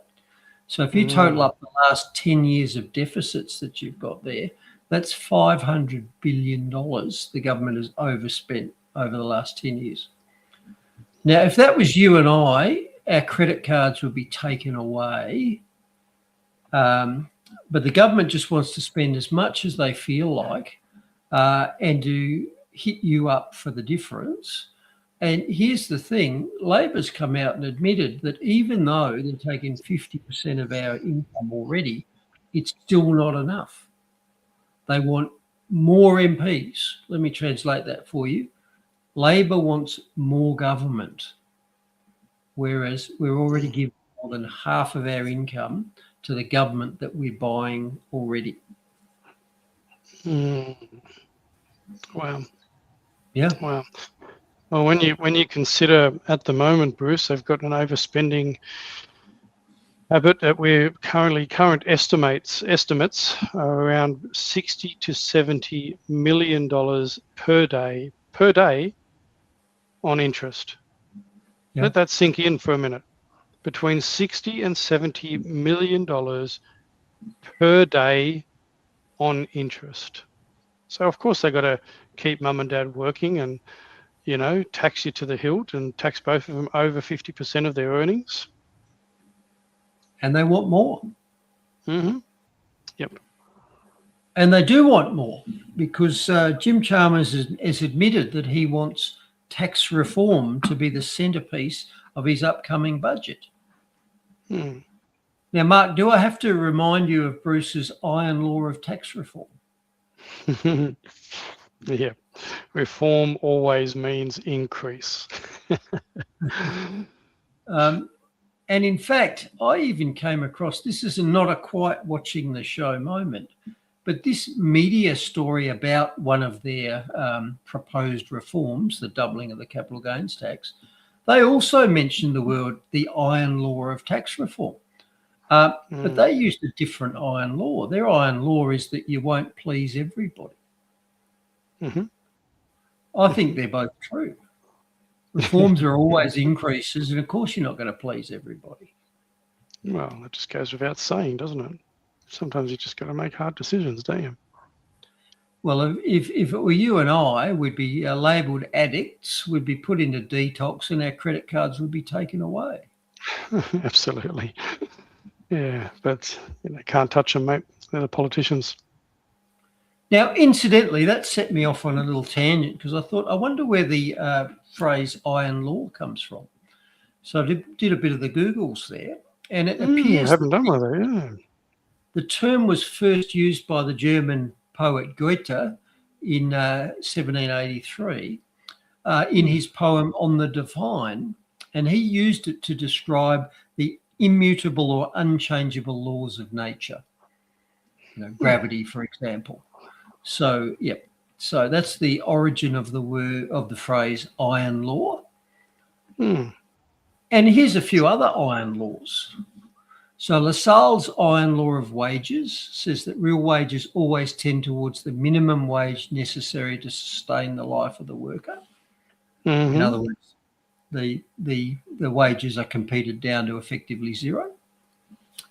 There's Parnell's iron law of bureaucracy that says in any bureaucracy, the people devoted to the benefit of the bureaucracy itself always gain control, and those dedicated to the goals that the bureaucracy is supposed to accomplish have less and less influence and sometimes are eliminated entirely.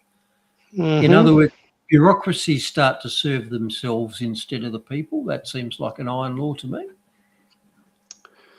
Yeah. Yeah, so that can be said in regards to any public service. So anybody that's getting paid by government is obviously going to want to keep that government in control, because that's what they rely on government for their own their own well-being and upkeep, I guess. Correct. They stop serving the people and they start serving themselves. Yep. We've got Michel's iron law of oligarchies. Now, an oligarchy is where a small group of people rules all the rest, oligarchs. which says all complex organisations, regardless of how democratic they are when started, eventually develop into oligarchies. And that's what happens with our democratic governments. They no longer listen to the people, and we're instead ruled by this unelected deep state that just does, well, we're just going to do it anyway because we're not here to work for you, are we? Nope. And the fourth one there, you got Cowan's iron law of prohibition. The harder the enforcement, the harder the drugs. So in other words, if you make alcohol illegal, the next thing you know is that the mafia is selling heroin. And the reason for that is because once you set up the criminal enterprise, they look for ways to maximise their profits too.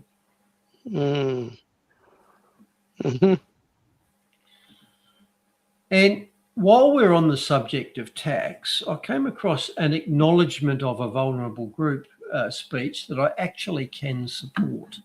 So let's play that for you now. Oh, look at you finding an ex clip to share, Bruce. Look at you go. It'll be that one. Of the transatlantic slave trade and slavery. We pay tribute to those ancestors of African origin and descent. Okay, I'd like to start my deputation in a good way by acknowledging the people who fund this municipal enterprise, the Toronto taxpayer.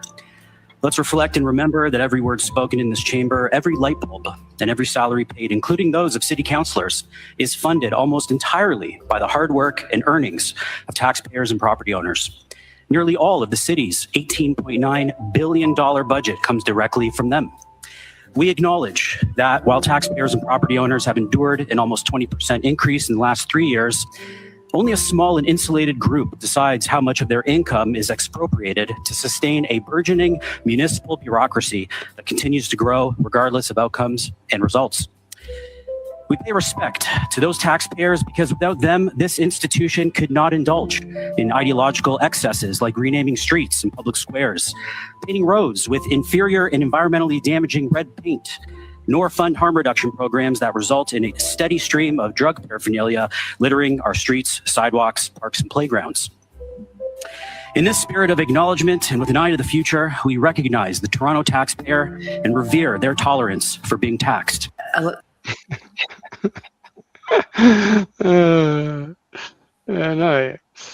that's gold. But I mean, they would have just, like, to them, the numpties would have just gone, yeah, whatever, means nothing. We're just going to keep doing what we're doing. But well done to him. The bemused look on all of those bureaucrats, because it's actually being put in the words and the catchphrases that they're all supposed to respect. You know, I acknowledge and the sacrifices of it was. I thought that was brilliant. So well done to that man. Hey, absolutely. Well, yep, no, good on him. So, might have been Danny who sent me that if it wasn't you. G'day, Danny. All right, so here's another not easy being an expert moment. So this is in the miscellaneous section. Now, last week we were told that experts were worried that part of South Australia and virtually all of Victoria was facing an increased fire risk almost all the way up to winter because of unusually dry conditions. That's what we were told. And who were these experts? Well, there were two groups. There were expert fire specialists from AFAC, the Australian Fire Authorities Council, I think it is. And, of course, there were expert climate scientists from the Bureau of Meteorology. So, as we sometimes say, there is your problem. So they were the experts who were warning us about these dire bushfire conditions. And remember, this is not even a week ago. This is, in fact, this was too late for last week's show. And how well did these predictions age? And remember, these people are predicting the climate 50, 80, 100 years out and telling us to change our lives because of it. Well, their prediction didn't even last a week because within days we had record-breaking rains across South Australia, Victoria, New South Wales and Queensland. And here's the rainfall map. So heavy rain across virtually the entire area that they told us was doomed to be a tinderbox until winter. And in fact, the map that they published is that red map on the left. This relates to Victoria. They said, okay, this is the tinderbox area of Victoria. Now contrast that to the map on the right, which is the declared flood zones after the week's rain that's just gone by. So much for experts. How much rain did you get, by the way? Oh, geez, yeah, good gauge-wise. I'm not 100% sure, but yeah, it was a nice little downpour for most of the night the other night, which was nice. Yep, I got 30 mil here, and just an hour north of me at Horsham, they got 91 in a couple of hours. Well, 91. That's so I was a bit jealous of that, but I'll take the 30. That was pretty good. 90 mil. Wow, bloody hell. Anyway, that was a Trust the Experts segment. Yeah, you've got to always trust the experts, Bruce.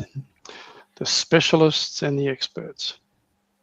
And here's another watching the show segment, because the Boy Scouts in America apparently also realised that they can sidestop the whole gender BS by returning to what they used to do, and that is to categorise their members according to sex, not gender. So their forms, their membership forms, are going to revert to asking the sex of the member, not the gender of the member.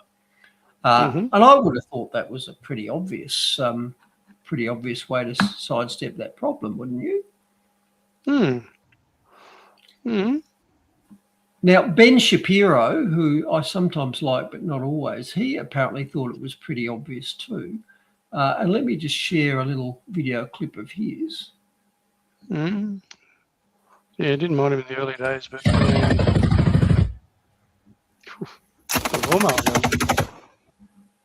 oh, who's shooting? That's not the one I wanted. That was an epic fail. Let me run.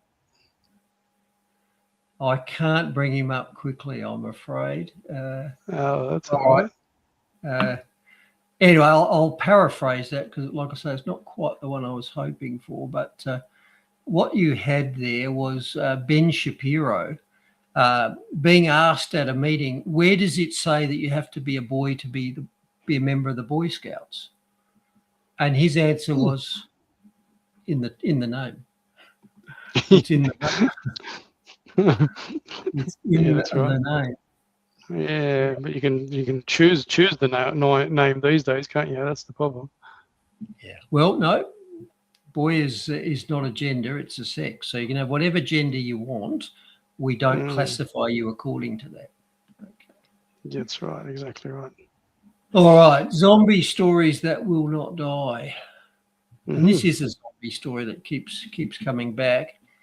Because apparently the ever-popular climate tipping point is about to hit us again, with scientists, experts probably, warning that the climate may become unstable if temperatures continue to rise.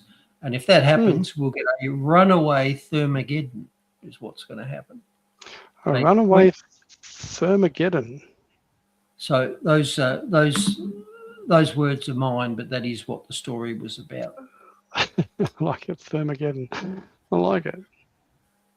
Now, they've been warning us about Thermageddon in the near future for at least 50 years now, because we were warned about that in 1972. And we've shown these before, all the updates to the, only 3 years, 10 years, 5 years, 1 year to save the planet thing. We've all seen that, haven't we?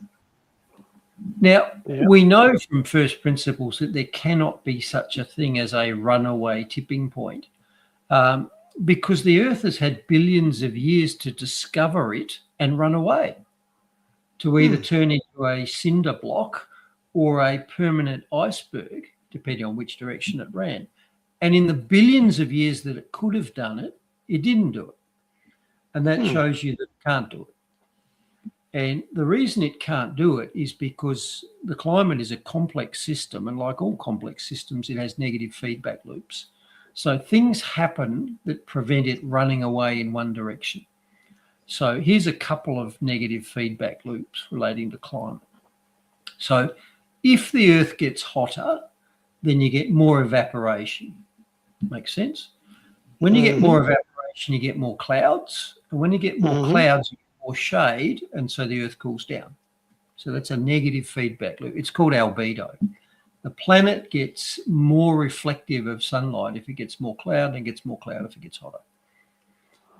And there's a second one there, that if the Earth gets hotter, then it radiates more heat off it. You know, that's how infrared works. It comes off hot surfaces. So because it's radiating more heat, it cools down. So they're just two examples of negative feedback loops that stop this runaway Thermageddon. If it was possible, it would have happened. Now, that was all about temperature. What about the but CO2 has never been this high before, people? And you hear them a lot. And in fact, they're usually the people who've been shown a graph that only goes back a few 100,000 years. And you're right, it hasn't been this high for the last few 100,000 years. But if you go back 50 million years, it's been 4 times higher than it is now. And if you go back further, it's perhaps 20 times higher. So once again, if elevated CO2 was capable of producing a tipping point that just made us all fry, it's had ample opportunity to do it, and it didn't do it, which shows you that it can't happen. And further to that, if you remember last week's story about the forests are growing because of more CO2, this negative feedback thing applies to CO2 levels as well. So here's an example. If you get a higher atmospheric CO2, that's plant food. So you get more plant growth, which eats the CO2. So the CO2 self-regulates. Now, same if the Earth warms up. You get more evaporation, you get more rain, you got more weathering of rocks, which run off into the oceans as silicate and limestone, and that sinks to the bottom of the ocean and hides it. So there are two mechanisms whereby a rising CO2 leads to a negative feedback that lowers your CO2. So again, let's not worry about this runaway tipping point that they're telling us about every 10 years. Every 10 years, how convenient. All right, myths busting. What's the time? 6:47. Yeah, might be looking at the old 2-hour thing, Mark. Yeah. So in the myth busting segment, we got a bit of a blow to the old eating meat causes bowel cancer people, because this study has recently been released and is probably the largest dietary study ever done. It's 1.8 million people. Now, it still had its flaws. It was still a self-report study, and the problem with that is you can't trust what people report. If you give them a diary and say, record what you eat, or if you give them a questionnaire and say, tell us what you ate last month or last year, it's pretty indirect. And also there's the element of, oh, I can't write down that I ate 10 Maccas yesterday because people think badly of me. So it's probably not a very powerful study anyway, but it had 1.8 million test subjects in it. And here's what it discovered. So vegetarians had a higher risk of esophageal cancer than meat eaters. And remember, we're always told that gut cancer is more common in meat eaters. Well, apparently this study said it was esophageal cancer was twice as common in vegetarians, although they did find lesser risks of some other cancers. But let's face it, if we're going to say that the food itself is toxic, then probably the place we want to look for the effects is in the gut, right? So if we're going to find lower risks of cancer in the gut, that probably says that it's due to the food. Okay. Now, it was bad news for the vegetarians because not only did they double their risk of esophageal cancer, that's the top end of your gut, but they also did not have a lower risk of bowel cancer, which is what they've told us forever. Don't eat meat because you get bowel cancer. Okay. Well, this study didn't actually present the numbers, but it said that they failed to find a lower risk. And then they said that that was inconsistent with previous knowledge. In other words, their previous belief was wrong, is what they're trying to say there. Maybe they couldn't get that past the journal editors if they just said, no, well, what we thought about meat was wrong. Maybe they couldn't say that. And the poor old vegans, they got a double hit because they were more likely to get cancer as well. More likely to get cancer. So as I've said to a number of vegans, if you are vegan for ethical reasons, go your hardest. But don't lecture me about it as a health measure, and don't torture yourself as a health measure, because it is not more healthy. Mm-hmm. Yep. It is not more healthy. Yep, well, that's fair enough. If you're going to do it for the ethical reasons, as we know, we have a resident vegan online, which we do, and always nice to get comments from Gail as well. Yep. And like I say. All right, final segment. The old Uslan bird gets a run this week. So what's the Uslan bird about this week? It's one for our ever popular climate change and segment. And here it's climate change and inflation. And the question in the article in the New York Times is climate change making inflation worse? And if you remember back to that clip I played, no, inflation is caused by money printing. So unless climate change is printing money, then no, it's not. I couldn't read the article. I wouldn't, because it was paywalled. But I presume their answer is yes, because otherwise, why would you run the story? Of course, climate change is making inflation worse. Maybe they're worried about the amount of people that are watching this show and us bringing up for inflation all the time. They're trying to distract from government and say it's actually climate change. So they're killing two birds with one stone. One, they're acknowledging that, man-made climate change. The other one's saying that it's causing inflation. So the government gets off the hook on both sides. Maybe Treasurer Chalmers brought that out. Maybe. You watching, Jimmy? You watching? He's watching the show. Of course he is. Okay, and now here's another Uslan bird story. So climate change is now showing up in human blood. Oh, dear. So here's what the story said. Average levels of serum bicarbonate, a marker closely linked to carbon dioxide in the body, have risen by approximately 7% since 1999. Okay, let's unpack that a little bit. So they're using the old surrogate marker trick here. And if you remember what that is saying that a change in a number matters because that number is related to something else. So classic examples for that would be the whole vaccine story. Vaccines are effective because they increase your antibody count. Mm-hmm. Yeah, not if the antibodies don't work. It's a surrogate measure. What you actually want to know is, did the vaccine give you immunity? And another example is the cholesterol story. So they measure a number in your blood, the cholesterol number, and if that's up, they say, oh, that's bad because that causes heart disease. Except, as I've said before, there's plenty of evidence it doesn't cause heart disease. So that's an example of two surrogate markers claiming that something is true because something else you measured is linked to it. And in this case, this is what they're doing. They're actually measuring bicarbonate in the blood, not carbon dioxide. So this story is dishonest before it even starts. Of course it is. But they then go on to imply that these mirror changes in CO2, atmospheric CO2. In other words, climate change done it, because we all know why CO2 is going to okay. Yeah. And they note that climate change has caused CO2 to go up from 369 parts per million to 420 over the last 25 years or so. Okay. But here's a problem for the journalist who wrote this story. I happen to be an expert in respiratory physiology. And in fact, all anaesthetists are experts in respiratory physiology because it is our bread and butter work. When we put you to sleep, we breathe for you. It's the core business of an anaesthetist. And to get through my exams, I had to spend weeks studying this textbook of respiratory physiology called West's. And West's was so difficult that you would sometimes read a page of it and then spend an hour trying to work out what that page was about. That's how difficult this book Okay. So to get through my anaesthetic exams, I had to master this and some other books. So I am an expert in CO2 in the blood. Okay. So I happen to know, and I knew this without looking it up, that your normal blood CO2 level is what's called 40 millimeters of mercury. It's a fraction of an atmosphere, where an atmosphere is 760 millimeters of mercury.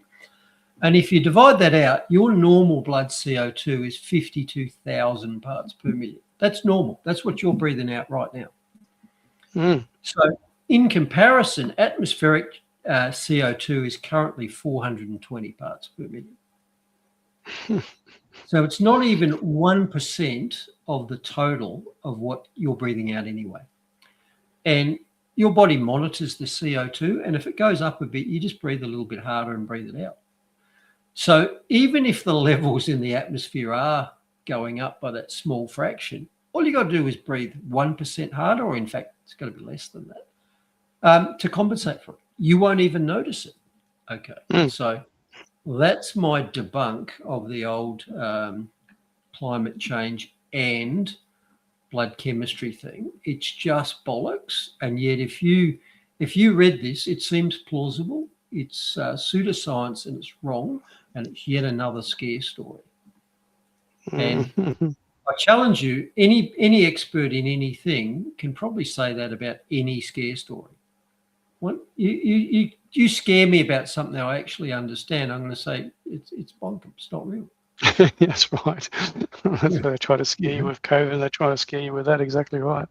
COVID's a great example, isn't it? So thus endeth, what's that, 6:56. We need 4 minutes more, right? That's over right. it, you are the CO2 they want to reduce. I'm sure you've seen that somewhere. Yes, exactly right. Oh, mate, all our friends in high places that want to kind of influence everything that we do, including how long we live. Absolutely. And Bruce, good result. You might have been aware of the case of Celine Baumgarten, who, had an ex post exposing a queer club at Melbourne Primary School, and commented on it. And our e-safety commissioner, Karen Julian Grant, took it to court twice, lost the first time, then appealed, and just lost again. So spent a bucket load of taxpayer money trying to take Celine Baumgarten to court and have the post restricted, and she won on both occasions, Bruce. So there's a little bit of a win for free speech. That is good to see, isn't it? Yes, indeed. Our friend, the e-safety commissioner, is getting bashed in the ring every time she decides to jump in, figuratively, of course, and sort of instigating using that. OPM. Yeah, well, that's right, exactly.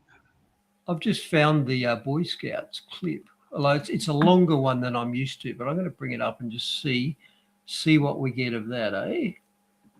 So this is Ben Shapiro when he was asked, where does it say you have to be a boy to be in the Boy Scouts? All right. Let's see how we go this time, Bruce. You basically just said that trans people aren't valid. They're not a thing. They're just girls pretending to be boys or boys pretending to be girls. Okay. Oh, someone's excited. Okay. Biological, but gender is a completely different thing. No, gender is not disconnected from sex. So it's not completely disconnected, but it's still a cultural thing. It's still from society. Okay. No, it is not in the mind. Okay. You're not a man if you think you're a man. And I didn't say pretending, or if I did, I shouldn't have said pretending. Let me amend. You said playing. Okay. I said a boy who thinks he's a girl. That's the usual phraseology I use. Not playing. I usually say a boy who thinks he's a girl or a girl who thinks he's a boy, which is technically what we're talking about here.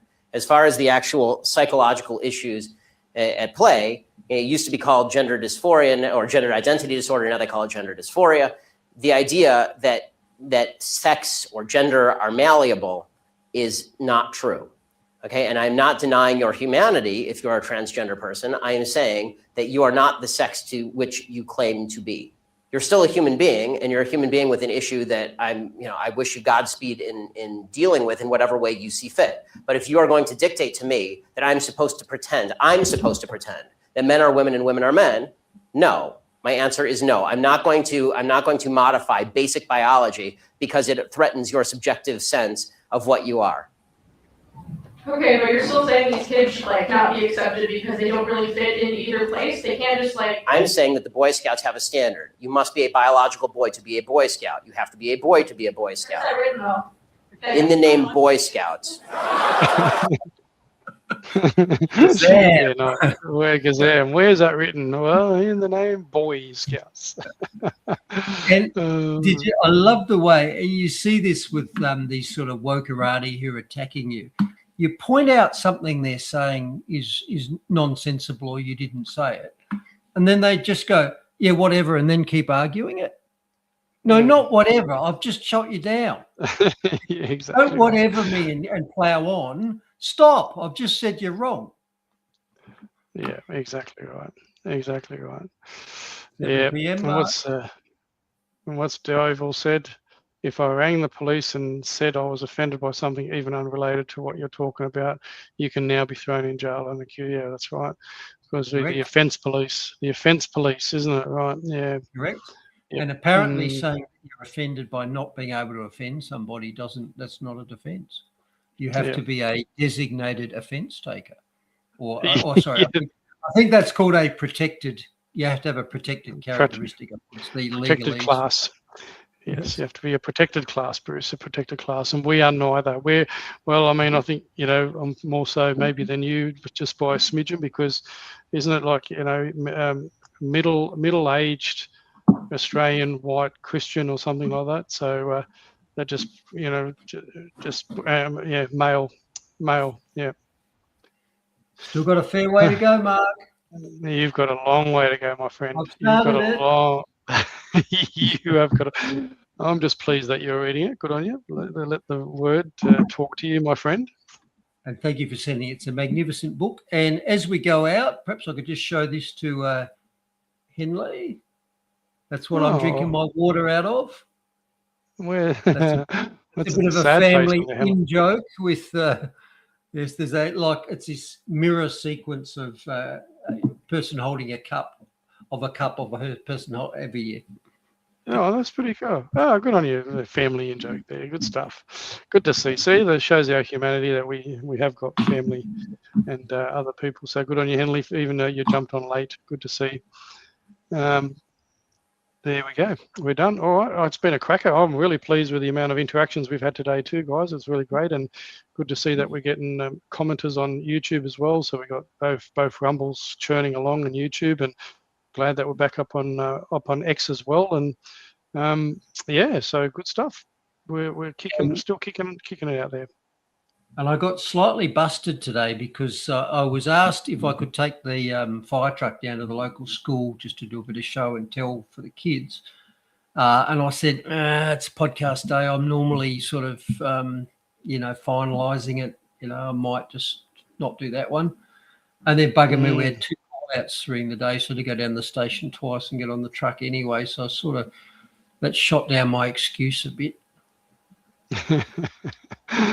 Well, there you go. Well, anyway, my friend, God bless you, and thanks again for everything that you bring in, my friend. I really love our catch-ups, and our regular audience loves it. We're hanging around for 2 hours listening to us two cowboys talking, chewing the fat. So good on you, my friend, and we'll do it all again next week. Have a blessed rest of your week, everybody. Sayonara. To fight again for that already burned, it was driven towards the flames. All the signs are there for all to see, the signs we've lost our way. When we jail our heroes and applaud our villains and turn our hearts away, like a silent choir, too scared to sing the anthem of a braver day. A song our children may never hear, the ballad of Dr. Bruce Paix. A song our children may never hear,